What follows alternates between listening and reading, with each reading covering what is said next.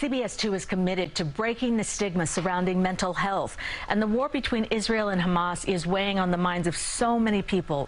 To talk more about this, joining us now is cardiologist Dr. Nidhi Kumar and psychiatrist Dr. Gail Saltz. Thank you both for being here to talk about this really important topic. You know, all the images and the headlines we're seeing are so horrible coming out of the war. And Dr. Saltz, what are the signs that this is hurting someone's mental health? Well, I think, as you pointed out, it is so horrendous, and we are seeing so much that it's normal to feel some anxiety, some fear, some anger, sadness, and helplessness.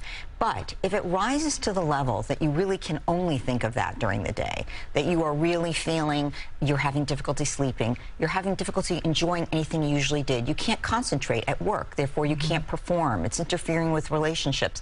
These things are signals that, in fact, you are having too much acute stress in reaction to what's going on. And, you know, physical and mental health so tied together. How is this affecting physical health, do you find? Well, so these images are visual, and these visual images make such an impact on your central nervous system. The sympathetic nervous system, that's that fight or flight response. And so the cardiovascular system, you know, takes a major brunt of that load.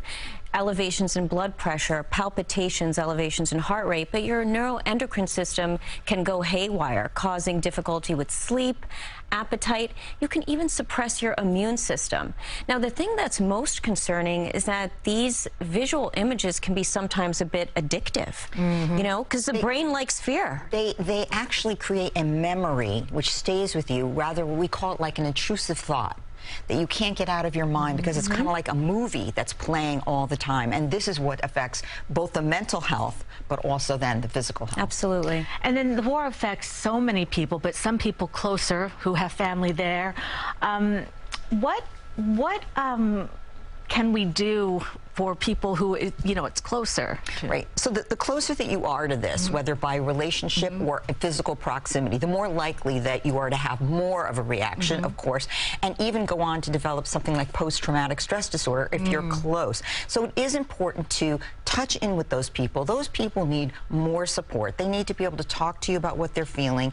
They need to be brought to help if, in fact, they are struggling more. I think one thing that actually helps everybody, those farther away and those closer, is if they feel they can do something that is helpful. That might be raising money. That might be talking to somebody.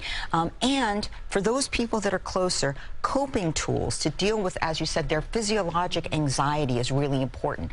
Paced deep breathing, progressive muscle relaxation, the sorts of things, aerobic exercise that would reduce that sympathetic response and help you to feel calmer even as these things are going on.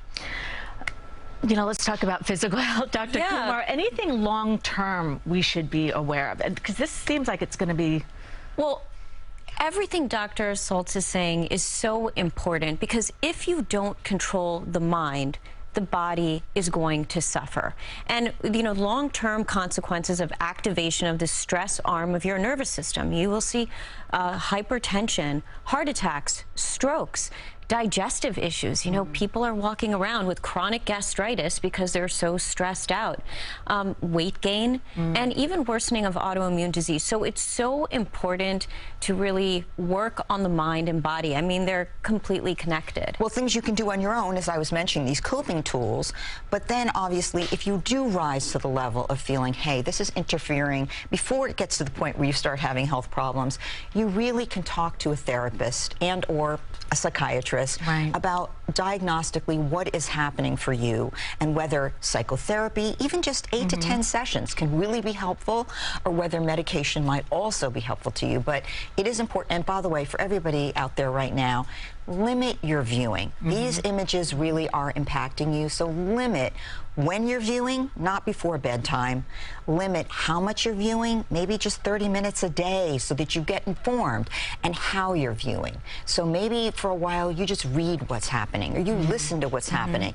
But think about how you're digesting this, because it does affect your brain and therefore your body. And can you talk about some specific signs that, okay, now it's time for me to see a professional? Right. Right. So if you find that you can't concentrate during the day, you keep thinking about this. Maybe the thoughts are something like, what if this calamity happens? Or maybe that I am so sad, I feel overwhelmed.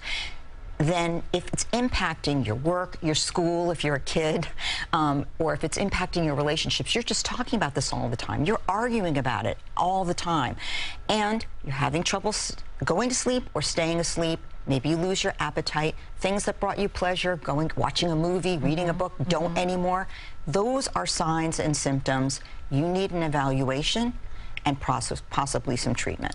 And Dr. Kumar, what are some exercises that we can do to kind of lower our stress and anxiety? Well, I think self-care is so important because, you know, many experts would say that anxiety starts with the body. Absolutely. First, right?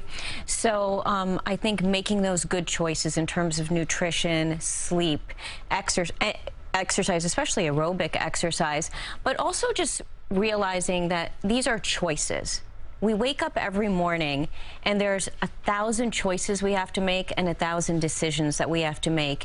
And so are we going to make the choice to consume these types of violent visual images before we go to sleep, or are we going to play Wordle? Are we going to make the choice to eat the cheeseburger or eat the salad? Are we going to make the choice to walk up the stairs or take the elevator?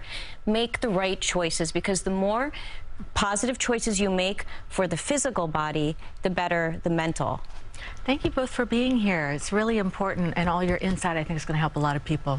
Thank you. Thanks for having us. For more stories and resources on mental health, check out the Breaking the Stigma section on our website, cbsnewyork.com.